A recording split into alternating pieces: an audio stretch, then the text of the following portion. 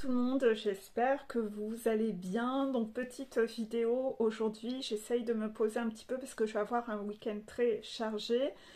Entre le travail qui a repris, qui me redemande de prendre un rythme de maman, à la maison, etc. M'occuper de la maison et en plus, pendant tout le mois de janvier, je vais faire des travaux dans la maison.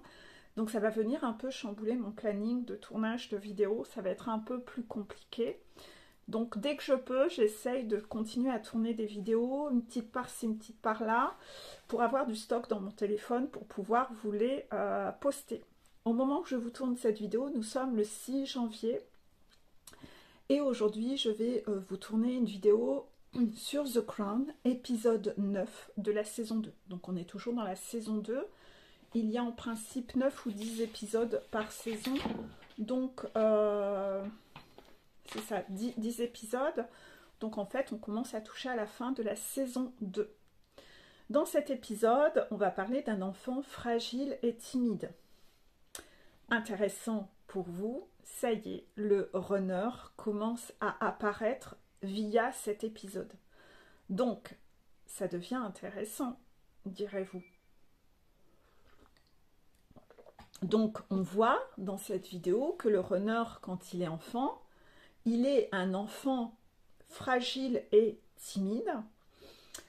Et son papa, au runner, qui lui-même a été sensible quand il était lui-même enfant, son papa n'a pas eu le même parcours de vie et il a eu une enfance un peu compliquée, le papa du runner, dans cet épisode. Il a eu l'occasion de pouvoir partir dans une école un peu compliquée, c'est-à-dire qu'on élève un peu, éducation un peu à la dure, comme ça, où on n'est pas du tout dorloté, loin de là. Et lui, comme il était dans un moment compliqué de sa vie, cette école, c'est ce qui lui a permis de le rendre plus dur et de garder la tête hors de l'eau. Ainsi, ce papa, il estime que ça a été quelque chose de super pour lui, à quoi s'accrocher, mais dans un contexte un peu particulier, parce que c'était l'époque de la guerre, toujours, hein. Dès qu'il y a eu les époques de la guerre, il y a eu des contextes familiaux un peu compliqués, et donc il s'est retrouvé un peu sans famille, voilà. Donc en fait, il essaye de dupliquer ce que lui, il a vécu, qui lui a fait du bien. Donc comme il s'est retrouvé sans famille, il se dit, ben moi je me suis accroché à mon école, cette école m'a permis de me faire du bien et de me maintenir hors de l'eau en fait. Et en fait, il transpose ça en se disant, ben, si mon fils aujourd'hui est sensible, je vais l'envoyer dans la même école que moi, il va apprendre à être beaucoup plus dur et ça va lui faire du bien puisqu'à moi ça m'a fait du bien. Il y a quand même quelque chose de très intéressant là-dedans, encore à revoir, c'est toujours cette duplication transgénérationnelle des croyances des parents qui, moi, ça m'a fait du bien, donc je vais t'imposer ce qui m'a fait du bien à moi. Voilà. Donc les parents pensent souvent bien faire, mais ils imposent un peu trop leur parcours de vie. Surtout que, et nous sommes encore dans des générations qui subissons ça de plein fouet, des générations qui, nos parents, ont eu des parents qui ont vraiment connu la guerre. Donc il y a eu une période très difficile et la façon dont on a vécu à une époque, on comprend que ça n'a vraiment pas été facile pour eux. Cependant, aujourd'hui, dans nos générations à nous, on n'est pas en temps de guerre, hein, pas ici chez nous. Donc en fait, il faudrait peut-être à un moment, voilà, la mise à jour, c'est ce qu'on dit toujours, Windows 98 était à jour en 98, aujourd'hui en 2024, Windows 98, hein, c'est pas du tout OK. Cependant, dans le mode éducatif, les parents dupliquent ce qu'ils ont connu. Je vais me permettre le mot un peu bêtement, parce que dans les générations avant, on travaillait dur, on avait beaucoup de tâches à faire à la maison et accessoirement, la psychologie, le développement personnel, on n'avait un peu rien à foutre, on était un peu trop occupés pour avoir le temps de se préoccuper de ce genre de choses. Je pense que vous êtes d'accord là-dessus. Donc, vous pensez bien que ces duplications se faisaient comme étant la voie de la sagesse et que nous nous retrouvons, nous, encore dans notre génération, avec nos parents qui sont encore persuadés, pour la plupart, d'être des dieux sur pattes et de représenter la sagesse. Parce que eux, c'est comme ça qu'ils ont été éduqués envers leurs parents. Et maintenant que c'est moi qui suis parent, maintenant c'est moi je suis un roi, et je me remets pas en question, et tu devrais, il faudrait que tu, et voilà. Et c'est ainsi qu'on duplique des choses qui sont plus du tout d'époque. Donc là, en fait, on le voit déjà, ce schéma-là, dans cet épisode-là. Contraction des guides. Donc, le papa craint que son enfant, qui finalement, on le sait, nous, c'est un runner, ne devienne pleurnichard, et il veut donc l'envoyer dans la même époque, dans la même école que lui, qui le fera devenir un homme, un dur. Voilà. Il dit même de son enfant, je ne veux pas que mon enfant se fasse bichonner dans un hôtel de luxe. Quand vous allez voir l'épisode, vous allez voir que son vœu sera exaucé, il sera très loin d'être dans un hôtel de luxe. Voilà. La maman qui identifie que son enfant est sensible et qui se fait conseiller par des gens de l'entourage n'est pas très chaude pour envoyer son enfant là-bas. Mais, conflit entre les deux parents, c'est le papa qui gagnera.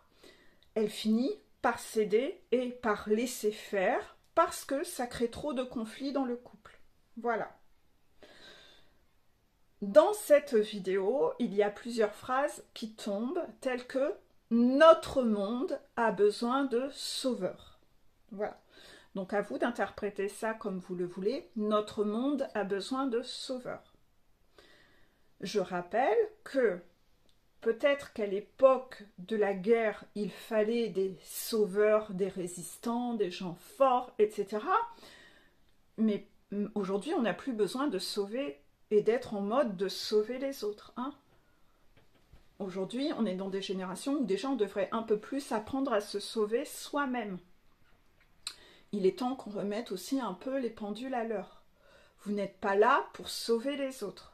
Cependant, que vous croyez ou que vous ne croyez pas à la réincarnation, quoi qu'il en soit, on se réincarne de vie en vie et nous portons dans nos mémoires que nous avons connu beaucoup de vies où il y a eu la guerre.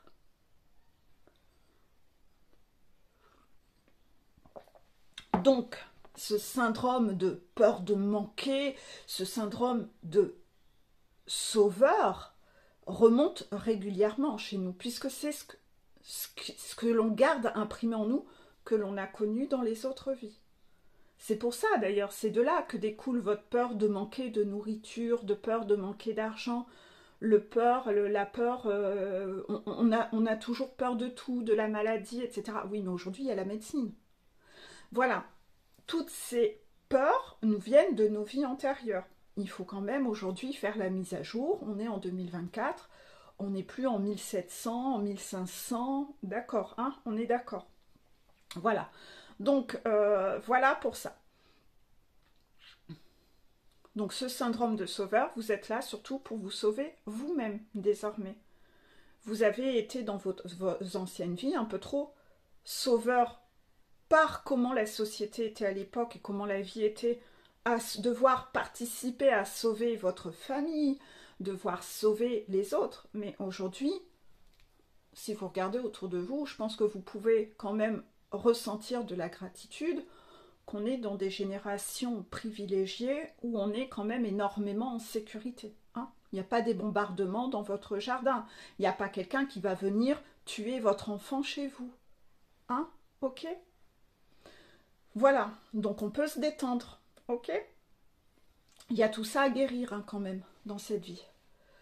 Donc, il y a aussi une autre phrase qui est dite dans cette vidéo.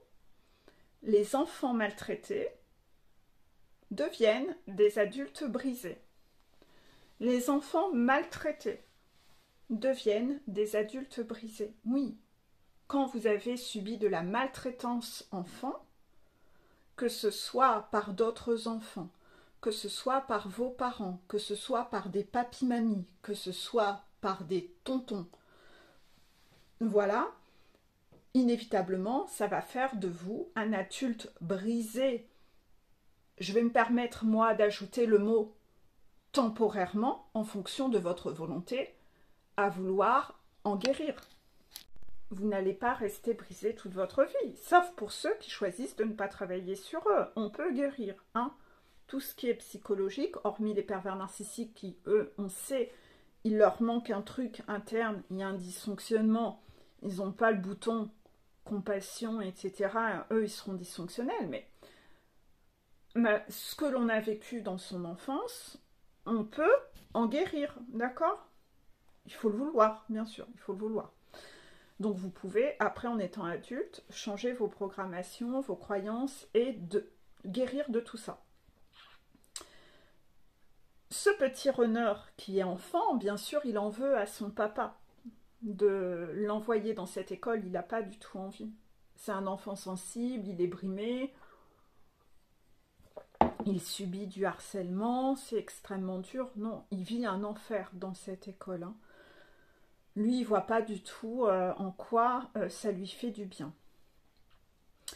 Et un des proches, un adulte proche, lui dit à cet enfant, il est possible en cet instant que vous haïssiez votre père, mais vous serez un jour, vous aussi, un père. Et vous ne serez pas toujours à la hauteur. Vous serez alors, vous aussi, haï par vos propres enfants. Et vous saurez ce que c'est que de prier le pardon de votre propre fils. Waouh, intense. Donc là, il y a quand même un message.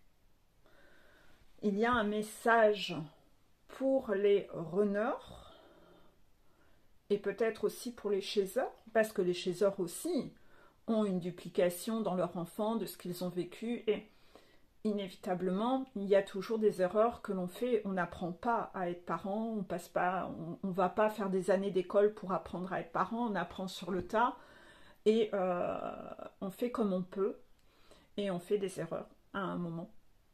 Et dans les erreurs que vous allez faire, où vous allez vouloir absolument être un parent parfait, parfois vous allez être beaucoup trop sévère avec votre enfant et vous allez manquer d'empathie envers votre enfant, à transposer un peu trop ce que vous auriez voulu, vos envies, vos besoins sur lui, comme si votre enfant était une prolongation de vous et une extension de vous.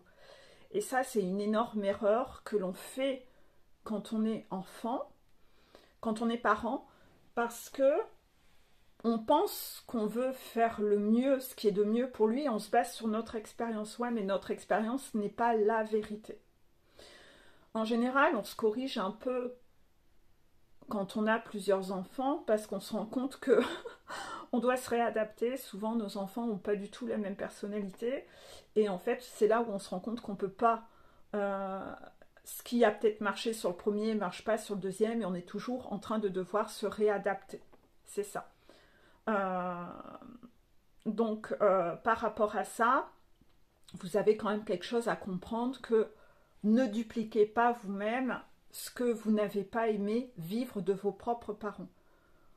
Vos parents ont transposé sur vous ce que eux estimaient et pensaient, et vous, aujourd'hui, ne soyez pas un parent qui pense à la place de vos enfants, qui impose à vos enfants vos croyances, sans même leur demander à eux ce qu'ils ont envie ou ont besoin. Je rappelle que durant tout ce mois de janvier, je vais beaucoup communiquer sur la reconnexion aux envies et aux besoins. Et le runner, Dieu sait si lui, déjà notre société n'est pas éduquée là-dessus, Quand on est enfant, on nous apprend juste à être un bon petit soldat soumis à ses parents. On apprend plutôt la servitude, la soumission. Mais on nous demande rarement « Et toi, qu'est-ce que tu as envie? Et toi, de quoi as-tu besoin ?» Moi, ça, c'est une question que je pose souvent en coaching. Et c'est quelque chose que je prends en compte au niveau de mes enfants. C'est important. Quand mes pitchouns étaient petits, j'entendais de partout qu'il fallait leur faire plein d'activités. Je les ai inscrits à des activités sportives, etc. Très vite, ça les saoulait. Très vite, ça les saoulait. Ils ne prenaient pas de plaisir. Donc, je rechangeais l'année d'après. Mais c'est comme si on était obligé de leur faire plein d'activités. Ça fait bien en vitrine, ça fait bien. Parfois, ils n'y prennent pas du tout de plaisir. Ça les gonfle, ces vers. Ils sont déjà toute la semaine à l'école et en plus, ils sont obligés d'aller faire des trucs qui les gonflent parce que papa et maman ont décidé que ça ferait bien pour eux en soirée de dire « Mon fils, ma fille fait ci ou ça ». Donc, je voulais pas être une mauvaise mère. Voilà. J'ai inscrit à l'école de danse ma pitchounette quand elle était petite. Et je pense que j'ai fait une énorme erreur. Parce qu'elle était encore en maternelle. Et elle venait de sortir de la maltraitance d'une nourrice. Voilà. Et en fait, je l'ai inscrit à la danse. Et je ne savais pas que la prof, je venais d'arriver dans la commune, hein, que la prof, c'était une furie.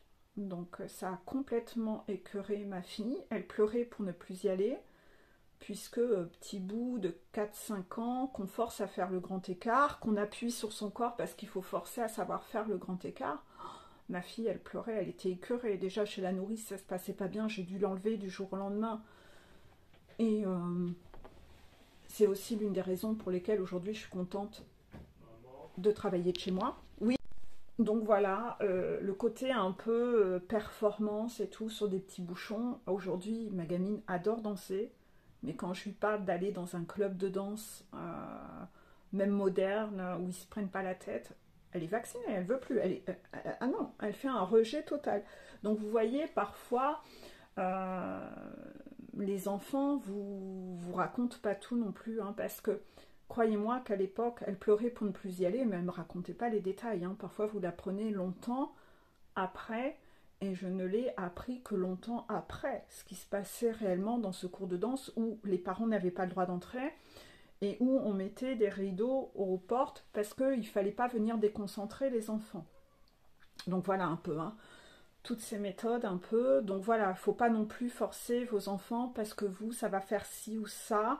Et puis surtout, vous également, dans votre façon par rapport à tout ça, commencez pas à tourner en ridicule des parents en soirée parce que quoi, ton enfant, il fait pas d'activité en club.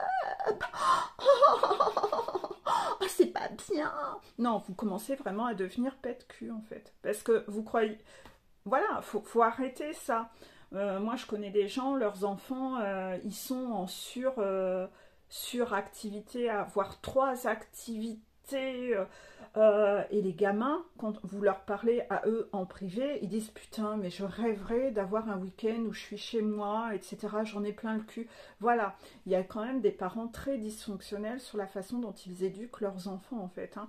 Parce que vous, votre vitrine, vous pensez qu'à votre vitrine, en fait, mais vous ne pensez pas du tout, vous n'êtes pas du tout connecté aux besoins de votre enfant.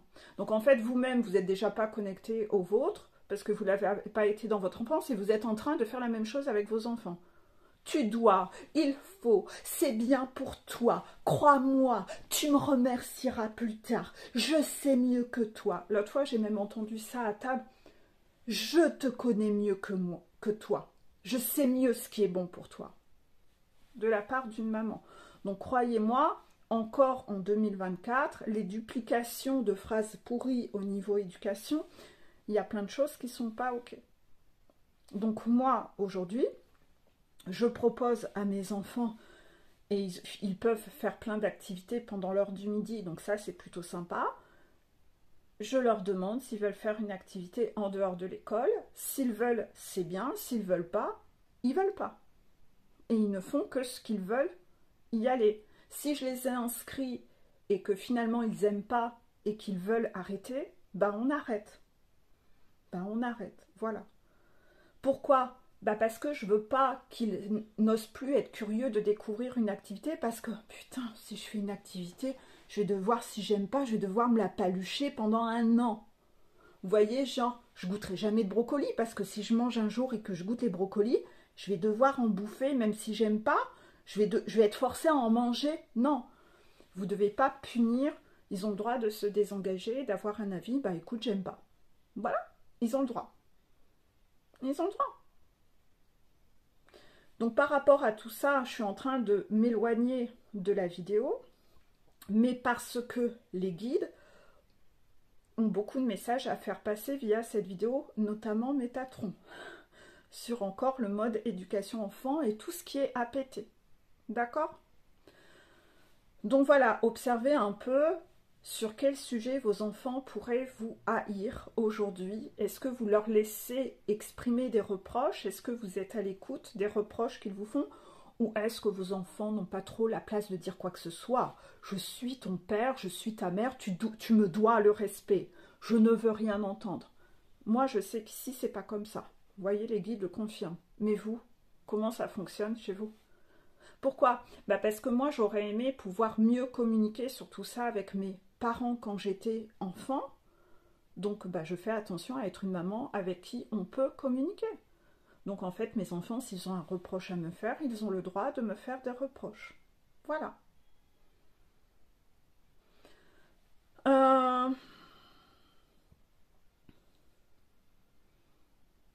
Par rapport à cet épisode, tout le monde, à un moment, on va revivre des scènes de l'enfance du papa dans cette même école.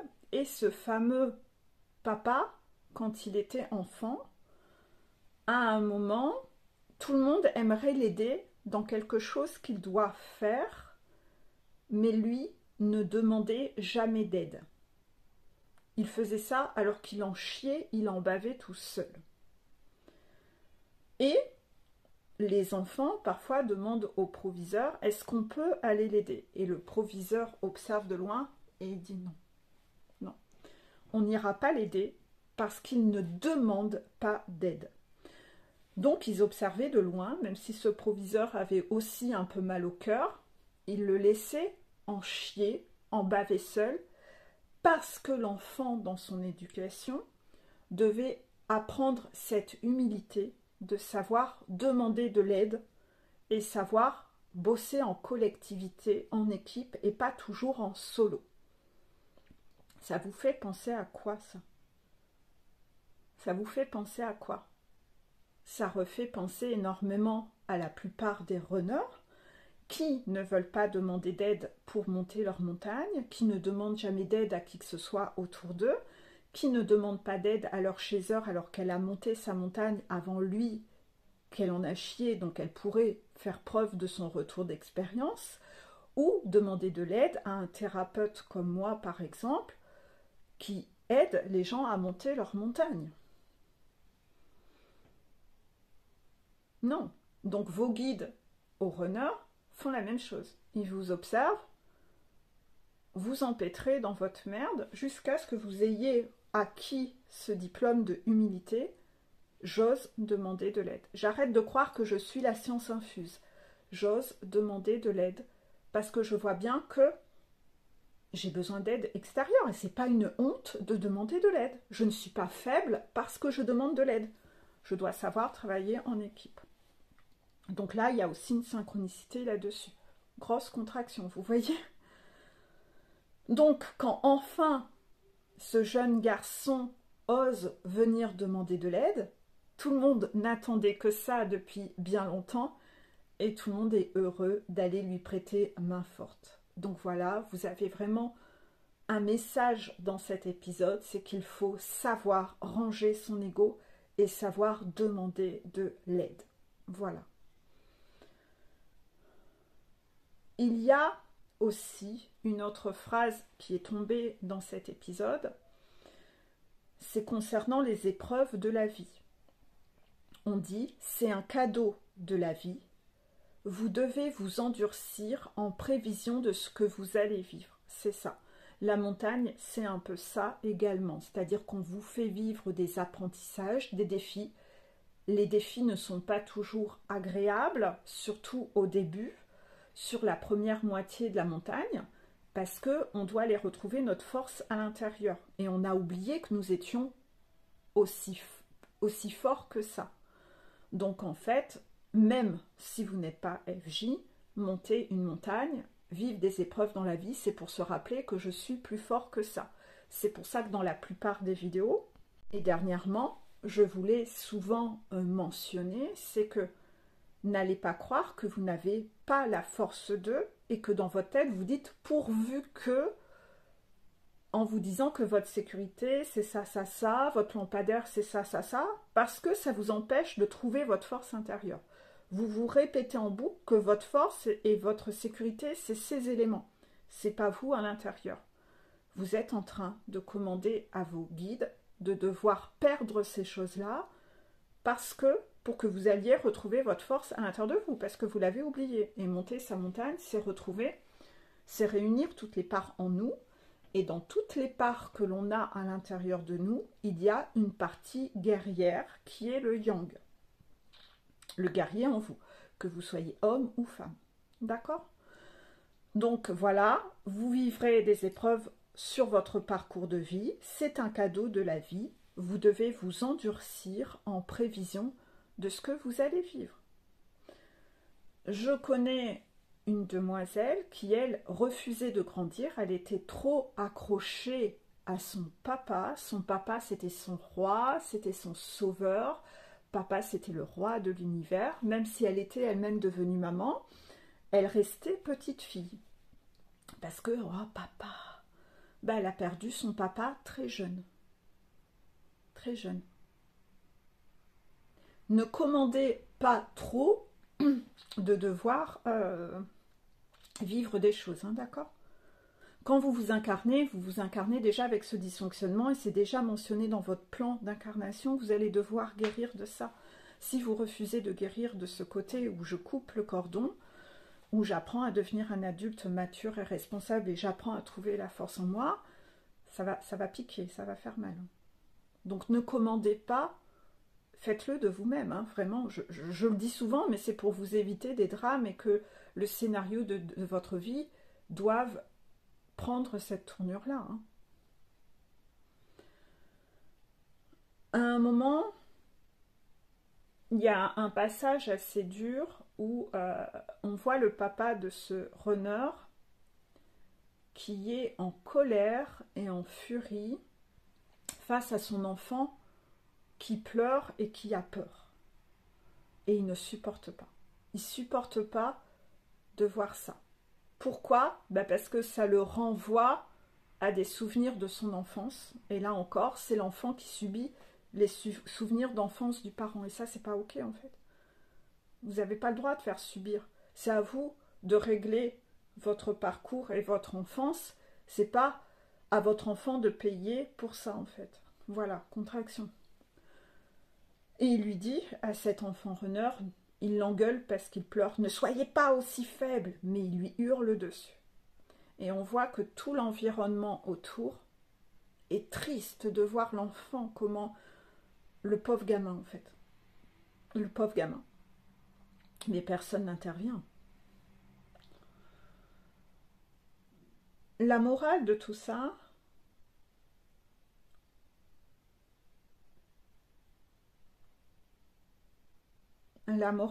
à la fin, c'est que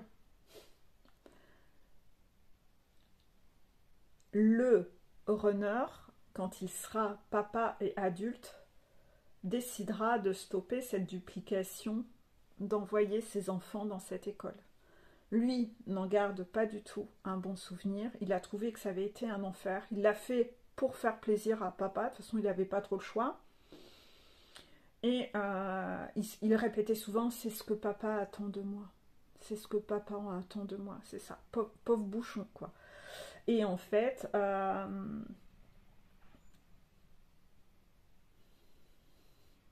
pourtant, je ne juge pas le papa. Parce que le papa est quand même un personnage que je trouve droit dans ses bottes et dans quand même un niveau de sagesse. Mais là, ça touche un axe de son enfance, un émotionnel souffrant chez ce papa. Et là-dessus, bah, personne n'est parfait, il a merdé, hein, ce fameux papa. Mais sur le reste, ce papa, je le trouve plutôt ok, hein, d'accord? Donc là, voilà, c'est juste, voilà, personne n'est parfait. Donc ce papa, non, le runner, une fois papa, lui décidera de surtout pas redupliquer ça. Et à la fin, il est écrit justement que lui ne mettra pas ses enfants dans ce même endroit parce que lui, les mots qu'il a donnés par rapport à cette école, c'est qu'il détermine ça étant comme une prison et un enfer. Donc prison et enfer, vous voyez le souvenir qu'il en garde. Hein. Voilà, c'est pas parce que papa adorait ça et que lui, waouh, c'est génial, que l'enfant en a gardé, chacun sa sensibilité. Voilà, donc lui il dit, moi je vais pas aller infliger ça à mes gamins. Voilà.